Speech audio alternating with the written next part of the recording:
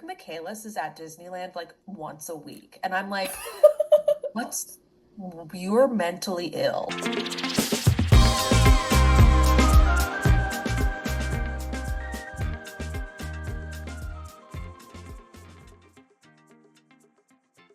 I think there wasn't extra pressure because of the family aspect. I think it was more so like any pressure would be like, oh no, and now because we were shooting it knowing we were gonna kickstart it after. And we're like, so I was like, what if it's awful and like nobody wants to give it money, or if people do give it money and then they see it and they hate it, But working with family and loved ones is really natural to me.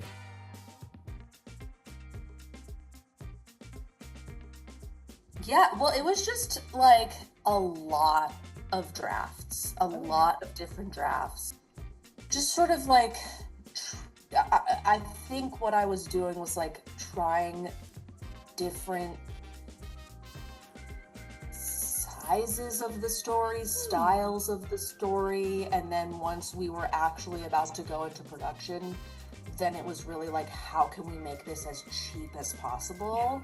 And like changing the story from that direction. And like, I'm someone who, when I get good notes, it feels like such a relief, because you can get so stuck in a script, and if like someone with a different point of view is able to look at it and go, oh, here's what you need, and you go, yes, and it unlocks so many other, you go like, okay, perfect, now all of the pieces are fitting together. Like, good notes are such a gift. So there were a lot of different waves of getting very good notes.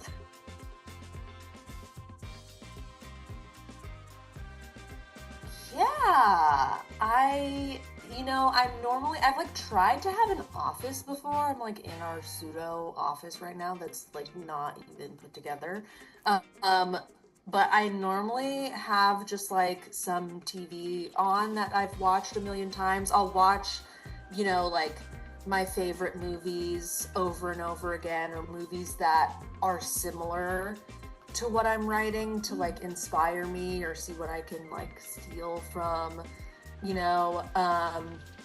and then playlists sort of depends the mood I'm in.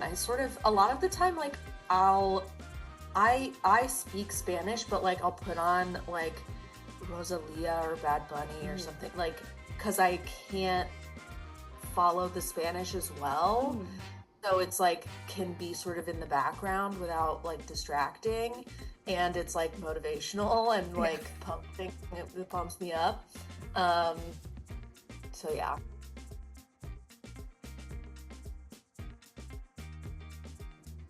For Dead, I was frequently returning to Little Miss Sunshine, who the screenwriter of that movie actually has like a series of videos on screenwriting that are like some of the most valuable educational tools I've ever come across. Like, I watch them religiously, and they're like an hour plus long, just about story writing and like, breaking from the midpoint and like how to do the final act and and I watch them religiously when I'm writing, because I'm like, what?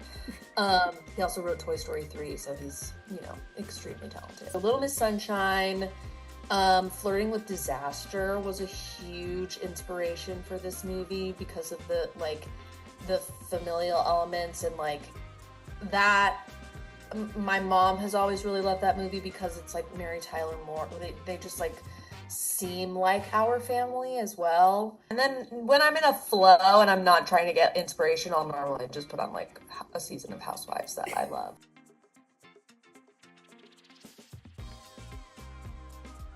Well, I have been doing improv since I was 11 years old, like 11 or 12 years old is when I took my first improv class. So, and I'm a writer, but like, I believe that like unscripted moments are so much better than anything a person could write. Like, and I talked about it on Dropout, like, the things that I don't know, it's just the perfect mix of like middle-aged, once wealthy or currently wealthy or faking their wealth type of women, like on any sort of pills or alcohol, on a trip together. They say the darndest things. And to me it's a form of performance art. Like, it's a talent that you either have or you don't. And I think it puts writing to shame.